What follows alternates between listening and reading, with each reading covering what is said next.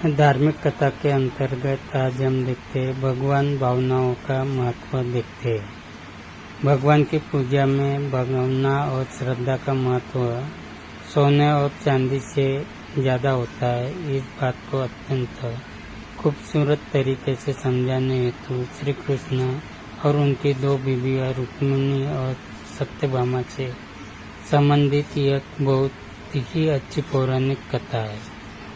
भगवान श्री कृष्ण की पत्नी सत्यभामा के मन में एक दिन बहुत ही अजीब सा विचार आया। वह हठ करने लगी कि श्री कृष्ण जी को अपने गहनों से तोलेगी। श्री कृष्ण जी को जब यह बात पता चली तो वे सत्यभामा से कुछ बोले नहीं, बस मन मन मुस्कुराने लगे। सत्यभामा अपने ढेर सारे जेवर ले आई। पलड़े के एक तरफ उन्होंने भगवान को बिठा दिया और दूसरी तरफ अपने जेवर रखने लगी, लेकिन पर्दा अभी भगवान की तरफ ही झुका था। सत्यभामा के पास जेवर की कोई कमी तो थी नहीं।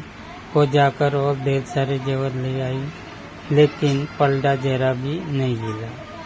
सत्यभामा ने अपने सारे जेवर तराजू पर रख लिए, लेकिन कोई फायदा नहीं हुआ। अंत में वह थक कर बैठ गई। तभी वह रुक्मिणी का आगमन हुआ। सत्यभामा ने उन्हें सारी बात कह सुनाई। सत्यभामा की बात सुनकर तुरंत रुक्मिणी जी पूजा का सामान ले आई। उन्होंने भगवान की पूजा अर्चना की और उसके बाद में जिस पात्र में भगवान का चरणोदक रखा होता है उसे गहने वाले पलड़े पर रख दिया। देखते ही देखते पलड़ा झुकने लगा और भगवान का पलड़ा ऊपर उठ गया।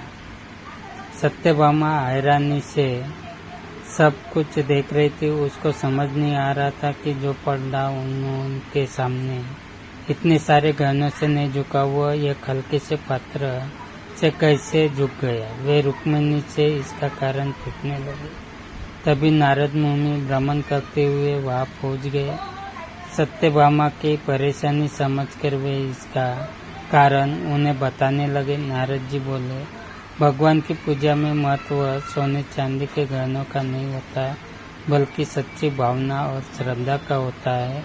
रुक्मिणी ने अत्यंत प्रेम भाव से भगवान का पूजन किया, जिससे उनकी श्रद्धा और भक्ति की ताकत चरणोदक में समा गई। जब रुक्मिणी ने वह पात्र तराजू पर रखा तो उनकी भक्ति की ताकत से पलड़ा नीचे चला गया। ईश्वर को सिर्फ सच्चे प्रेम, श्रद्धा और भक्ति की भावना से ही पाया जा सकता है। सोने चांदी और रुपयों का भगवान की नज़र में कोई मोल नहीं होता।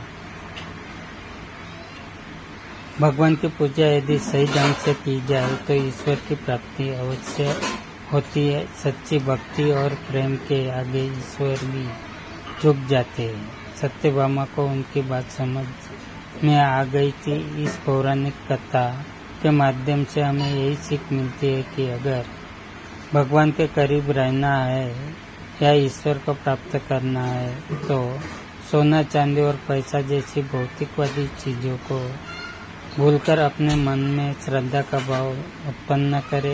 यही एकमात्र मार्ग है सच्ची भक्ति और ईश्वर को पाने का।